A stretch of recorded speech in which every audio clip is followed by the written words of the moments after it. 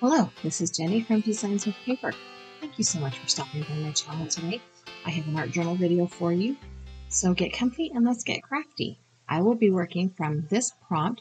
This is the mood board for the Artsytrio Facebook group for the month of March 2022. And the theme is Acknowledging Nature's Intentions. It is a very nature-filled mood board, as you can obviously tell. I will be working with that idea of nature. I have this picture book here. It's America's National Parks, and we were given 2 copies of the same book. So when my dog chewed on this one when she was a puppy, I just kept it for I wasn't sure what, and now I know. So I will be using some images from that. I pulled out a dictionary page, and the first entry, there we go, there's the word, on this page is nature. So I will be adhering that dictionary page to my art journal page. This is mixed media paper, and I will be using this liquid medium. It's a gloss liquid medium, and I'm okay with that because the pictures in the book that I'm using are also a gloss because they're photographs. So it is what it is. Still not my favorite medium, but I will use it until it's gone or no longer usable and then replace it. I could have used my matte medium, but because the photographs, like I said, the pictures I'm using are photographs, it's okay. It'll be fine. I do want to make sure that when I put this dictionary page down that I have the page heading that says nature visible on the art journal page. So I'm kind of fiddling with how to get that on there. I probably should have figured that out before I had the adhesive on, but I didn't, so we're moving on from there. I am going to just smooth that down. I put the fluid medium on just the mixed media paper, hoping that I could avoid wrinkles, and for the most part I did. There were a couple once I put the top coat on, but once I dried it with my heat tool, those wrinkles seemed to flatten. And any wrinkles that were left, you can't really see once the page is done. So winner, winner, chicken dinner. And I did go ahead and heat set that or dry that with my heat gun.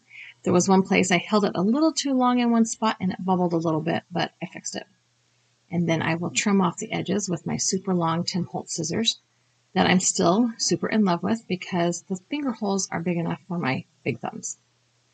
Okay, so now that I have this trimmed down, I want to add a kind of a nature background.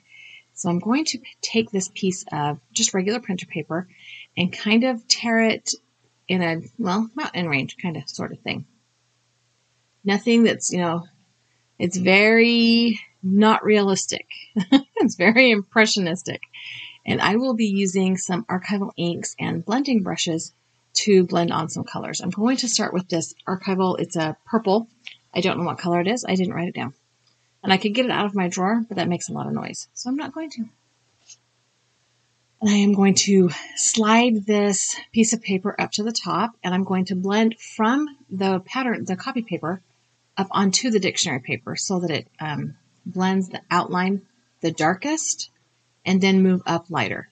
And then I'll flip it over and go in with a different color. This is one of the blues. This is probably cobalt, maybe. Something like that. And again, blending off the copy paper onto my dictionary page. And that is just to kind of make the line at the paper the darkest. I have another blue here, and I'm kind of sliding that mountain over just a bit so that they don't all line up exactly because no mountain range does that, right? I am going to continue to add rows of mountains or trees or whatever you want to call them. I'm going in here with a gray now, just all the way down the page. Eventually, and that gray was not quite dark enough, so I pulled out my watering can. I have most of my archival ink are these little mini pads that I found on Amazon in groups of 3 or 4. I do have a few colors in the larger pads, just ones that I knew I would use all the time: black, gray, brown, green, blue, that kind of thing. Now that I have gotten the mountains down pat, I kind of want to go for just a tree line. So I have tore that copy paper down so that it doesn't have an obvious mountain peak. And I'm just using my green. I do need to see how far down I want this to come. I want it to come down farther than where I am putting these elements from my photo book. So I know I need to bring it down, that far at least, right? So I am going to go ahead and continue to add layers of tree lines. I have a couple other shades of green I can use, and also a brown, just to kind of bring down that background. And it's obviously very, what's the word? Impressionistic, maybe. It's not realistic. It's almost abstract. You don't see trees, you don't see grass, you just get the impression of that's what the idea is. And I flip that copy paper over, and I'm using the other end just because it has a nice jagged line too. And there is a little bit more I need to go with still, so I'm going to add another layer of brown. This is potting soil. And the whole time I am blending from the copy paper up onto the dictionary page. Okay, for a little bit of more interest, that was not proper English, sorry. I am going to add a sunshine, kind of.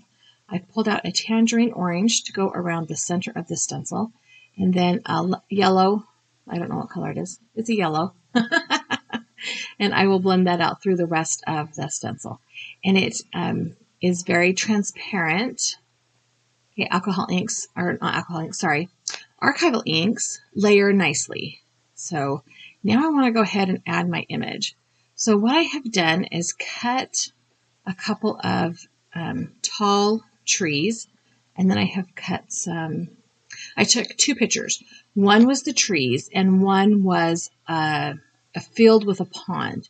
In the field with the pond, I cut the grass off to make another layer so I could kind of weave it between those trees, because the back tree is shorter and it looked weird, and that's how I fixed it. So I will have that pond layer, the water layer, and then I'll have the grass and the trees. So I am going to go ahead and adhere these with the liquid medium. I'm not sure why I thought to put that on the back of the photo instead of just on my dictionary page. I don't know. But I did, and it's fine. It goes on just fine either way. It is slightly wider than my page. I will have to trim it off once things are all adhered down. And then I'm going to go ahead and I didn't go all the way over the photograph. I just went over the edge with the remainder of that liquid medium that was on my brush. I'm going to lay the trees down here and then put the grass in, because the grass has kind of got to go over one tree and under the other. And I don't know exactly, it's kind of fidgety. The trees aren't exactly straight, so I can't line them up perfectly without the grass in place, if that makes any sense at all. It took me a minute to figure out exactly which order I was going to do this. I did put the liquid medium on both the photograph and the back of the grassy photograph, and I'm trying to not put it over the top. And there was a little bit that oozed out, and I was debating, do I want to fix this? And I decided to wait until I got the tree in, because, again, I've got to lift up that grassy area, and then I went ahead and put liquid medium over the part where the tree goes in. Yeah, I know. Sometimes I make things difficult for myself without really even meaning to. But, okay, so it wasn't dry. I can go ahead and lift it back up, and then I can figure out how I want these trees.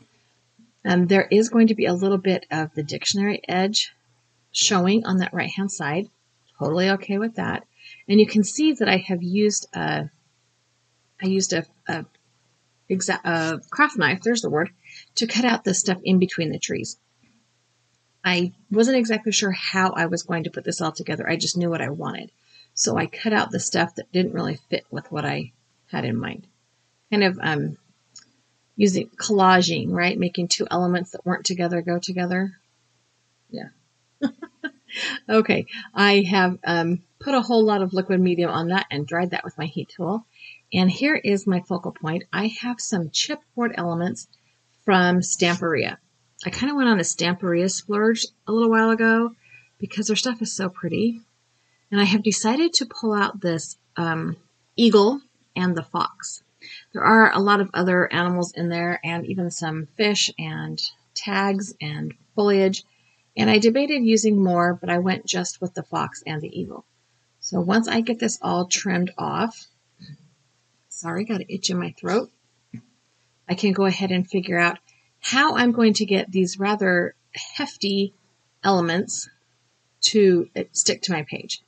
And I'm just trying to get the scissors right along the edge of that page without cutting off any of the page, and was not super successful. And the layers were getting kind of thick and stiff because of the glue, the adhesive, but whatever, we got her done. Not sure why I didn't speed that part up, because you all have not seen cutting in real time in your whole life ever, right? Okay, moving on, Jenny. So now that I have that all trimmed off, I am going to adhere my focal points. Like I said, these are rather thick chipboard, and they are kind of heavy. They're almost as heavy as the page itself. I am going to try Tombow Mono Glue. Yeah, that was my first thought, to try the Tombow glue.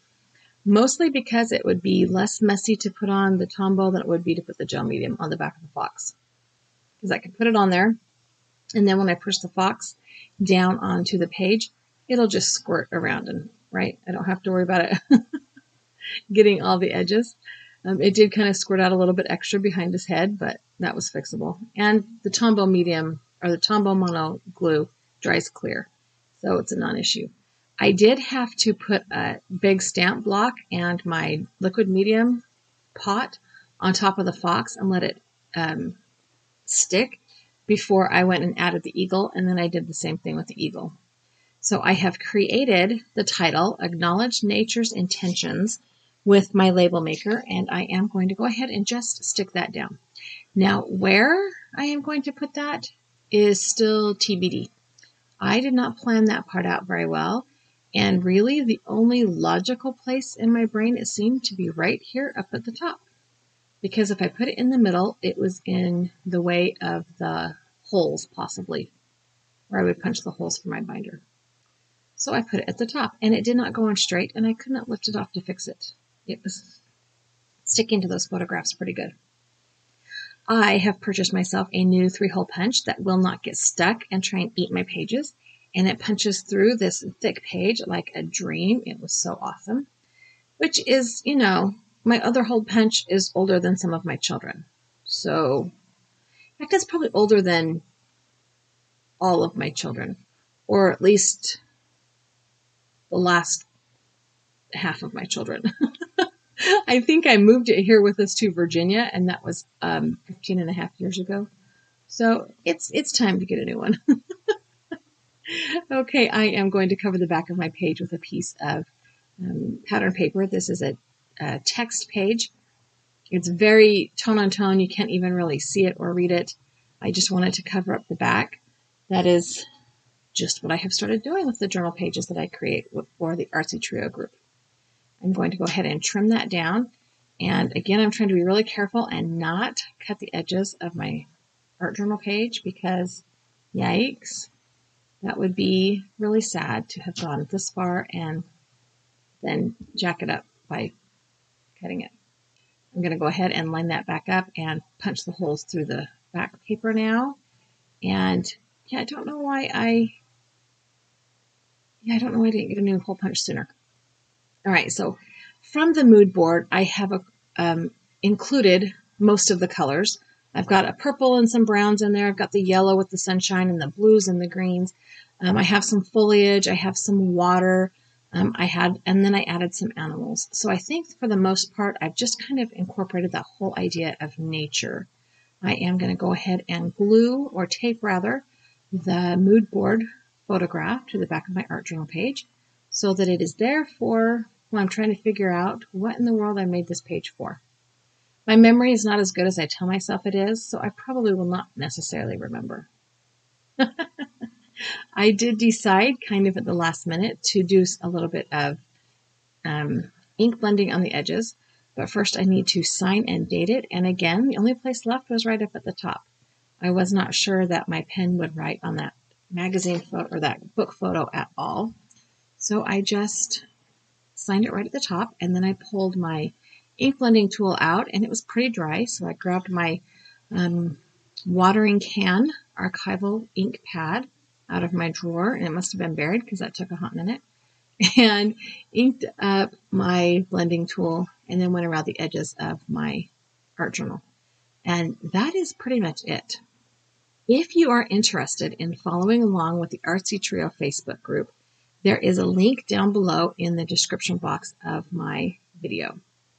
Another thing, just kind of business, if you would like my video, if you like it, don't like it if you don't like it, that would be great. I'm trying to figure out YouTube's algorithm, and I'm learning that the likes matter. I don't know.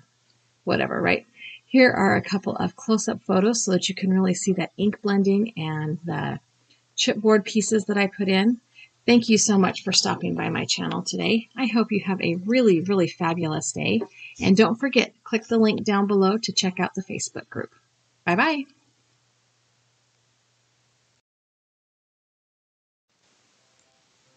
Thank you so much for stopping by my channel and watching my video. I have linked a couple other videos here for you to watch, as well as a subscribe button. If you have not done so already, I would love it if you subscribe to my channel. And if you know somebody who would like it, please feel free to share. Have a great day.